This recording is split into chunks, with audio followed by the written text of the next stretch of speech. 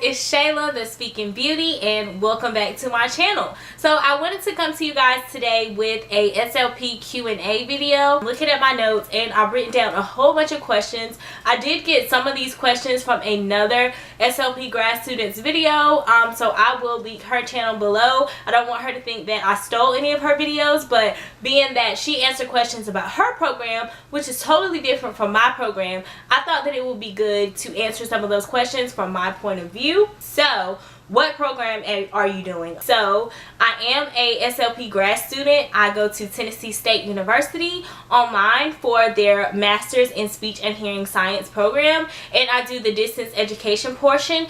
The university also offers an on-campus portion, but doing the online portion was just better for me because I was able to work and things like that. So, when I first applied for grad school, I applied to 2 on-campus programs and 1 online program, and so the on-campus programs I got rejected from, so I just decided to go ahead and do the online program. So Tennessee State University accepts new students or a new cohort every 2 years, and so when I first got accepted, I got accepted into the 2015 cohort, but I took some time off, so now I am in the 2017 cohort, which means that we will be graduating in 2019. The program is about 8 semesters long. It could be 9 semesters long. With my situation, it's going to be 9 semesters long, and I will kind of explain that in my degree plan when I start talking about that towards the end of this video. Just stay tuned to the end of the video,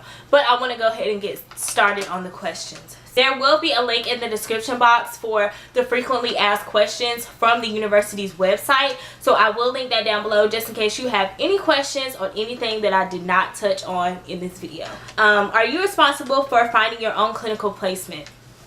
Well, yes, I am responsible, and no, I'm not responsible.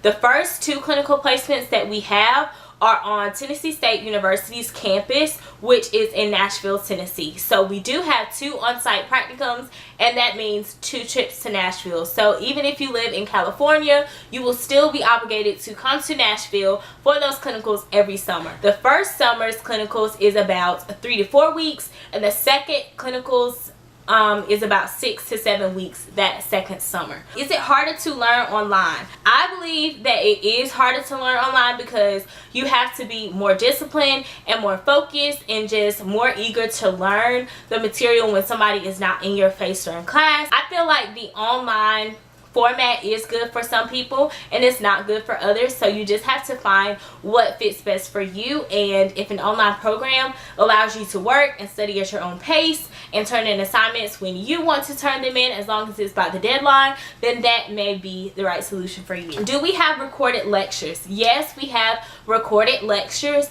but every time we have class, it's usually between 2 and 4 hours, 1 night a week for each class. So we take anywhere between 2 to 3 classes a semester, and each class is worth anywhere from 1 to 3 credit hours. We do have classes, they are recorded, and our teacher is live either on video or audio, and we don't have to be live on video or live on audio, but if she asks us a question or something like that, we want to make sure that we have the microphone available and that it's not a whole lot of background noise, so you can easily click on the microphone, answer the question, and then you can turn your microphone back off. How do you do your hands-on clinical assignments? We just take pictures of what we did, upload it to our student portal, and our student portal is called eLearn, but some people like to use Blackboard and things like that. Whatever your school is familiar with, they will let you know, and then you can just go on there and upload your assignments. You can take your quizzes, you can take your tests, and things like that. Where and how do you complete clinical? I spoke on the on-campus portion of our clinicals, the first 2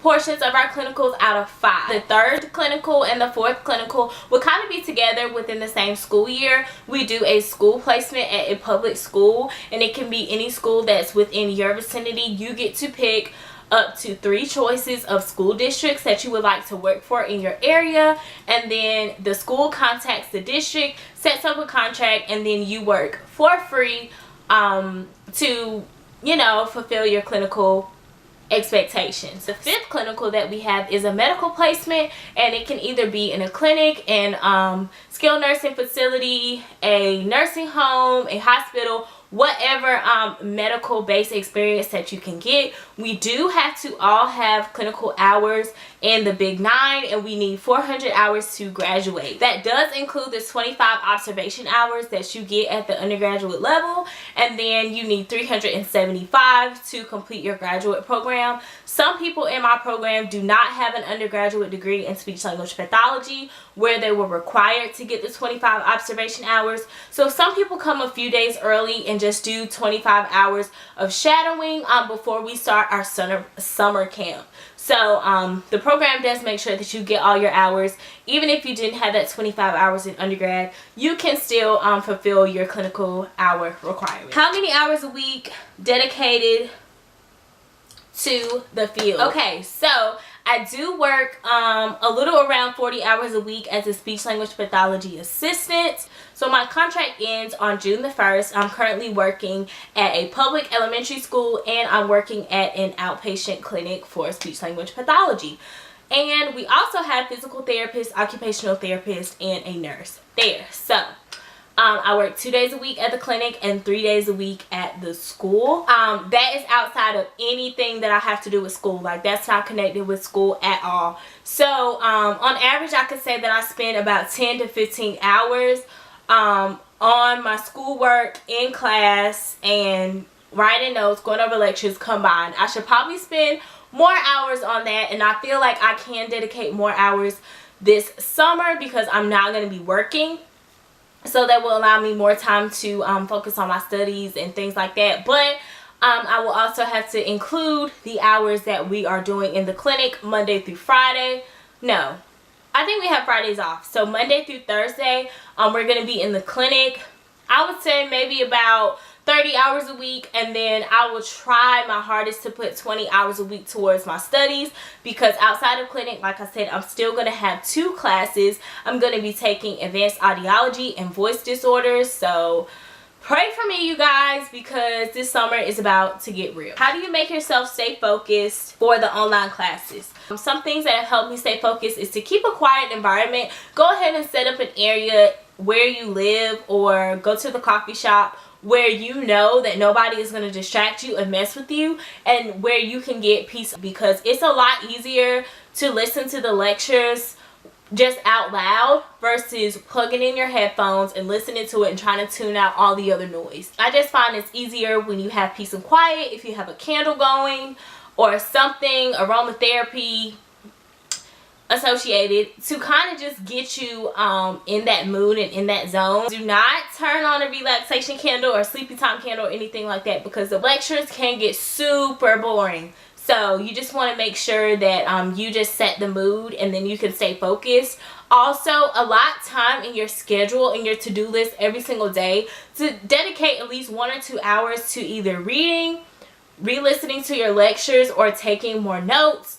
Also, set aside 30 minutes a day after you've reviewed everything to kind of just write down any questions that you have, so that when class comes back around, or if it can't wait until class comes back around, you can go ahead and email your teacher. Because every week it's going to be new information. It's going to be a lot of information. So you don't want to forget anything that you didn't understand from last lecture, because then you're going to get bombarded with so much more information that you could forget. You could not understand the basis of what she is trying to add on to for next lecture. So just kind of think about that and stay focused, y'all. Do you feel as prepared from online program compared to traditional? How does your cohort communicate? So our cohort communicates through Facebook. We have a private Facebook group, and it will be easy for you once you get accepted to go ahead and find the Facebook group for your class. And the Facebook group has been a lifesaver. They post study guides up there. They post their group projects. So each group may have a different case for a group project, and they post their answers so that you can have it as resources. They post goals on there. I mean, it's just amazing. So I'm just so glad that we communicate through Facebook. And the other question was, do you feel as prepared for an online program? I do feel like my undergraduate program in North Carolina Agricultural and Technical States university definitely prepared me for grad school. I still communicate with my professors from North Carolina A&T, and they always check up on me to see where I'm at and just tell me that they're so proud of me for just continuing on and just being a trailblazer in this field of speech language pathology, because I mean, I've just gone through so many fires just to get to the end goal, and I'm almost there, you guys. So I'm definitely prepared for an online program. I feel like whether it had been online or traditional, I would have been prepared. Most people from my program did a traditional route when it came to grad school, and they've been successful. They've all graduated. So that's definitely something to look out for. Make sure that your undergraduate program prepares you adequately for grad school, lets you know how serious it is, lets you know the right schools to apply to with your statistics. That will prepare you for the real world, that will prepare you for grad school, and you will greatly appreciate your undergraduate professors and advisors and whoever so much more. Are any programs that don't require you to spend time at the university? There are some programs that only require you to come summers only, or they don't require you to come at all. I will list the link, or I will just name some schools down below or across the bottom of the screen that don't require you to come to the school at all. It's completely online, but I didn't want to do that because I felt like I wouldn't have that connection to kind of meet these people face to face at some point of my degree. So I did want to do something that would allow me to go to Nashville, because not only that, but I do love to travel and see new places, and Nashville is just an incredible place. Every time I go there, I have a great time, great food, just great people. So I was more willing to do the hybrid kind of program because it would allow me to meet more people as well. Assignments in undergrad versus now, more group work. Yes, there is more group work, especially with online programs, because it's a lot easier for the teacher to grade just 5 assignments and just have everybody's name tacked on to a group versus grading individual assignments. So it's a lot easier. You get a lot more experience. You get a lot more brains to pick when you do group work. So I don't mind group work because it really takes some of the stress off of me. I know people can say, oh, group work is this, group work is that, group work is blah blah blah, but you're in graduate school now, and majority of these people that are in your group, at least 4 out of 5 of those people are very serious about what they're doing. So they're gonna get the work done, they're gonna put their best foot forward, and that's just my experience as far as working in a group in grad school. I don't know how it is with other programs, and I can't speak for that, but I will say that everybody in my cohort is 100% committed to doing their work. So that makes it a lot easier when it comes to group work versus undergrad. When you had to do group work, it was a lot of people that were just slacking off, and you would have to tell the teacher on them and just this and that. It's not like that in grad school, or at least in my program, it is not. Do you miss social aspect of traditional program? Yes, I absolutely miss the social aspect of the traditional program. I developed some really great friends in my undergrad program, and we are still keeping in contact to this day. But I also have developed some really good friendships through the 2015 cohort that I joined in with. Although all of those people have graduated already, I still go to them for advice. I still keep them updated on my life. We are all personal Facebook friends. Well, majority of them that I had a connection with, we are Facebook friends. So it's definitely good to go ahead and just develop those relationships, whether you're online or on campus, because it's important, you know, to keep these people in your life and just grow your support system, and especially just vent to people who have been through this before or know exactly where you are and where you're going and what you're going through. It's very important, and I can say that my social aspect in undergrad was way higher than it is in the online program, which is obvious because I'm not on campus interacting with these people every single day. But I enjoy being online. So yeah, that's pretty much sums up what we have to talk about as far as how things go in grad school and about my point of view. But I also wanted to touch on the fact that in grad school we have to do a comprehensive exam, and it is not the praxis, it is a comprehensive exam for the university, and it just shows that everything that we've learned through our online program, that we are competent in all those areas. We also have an option to do a thesis, and if you guys don't know what a thesis is, it's basically like a research project where you are conducting your own research, but you do have the guidance of advisors and professors, and you have a whole research team,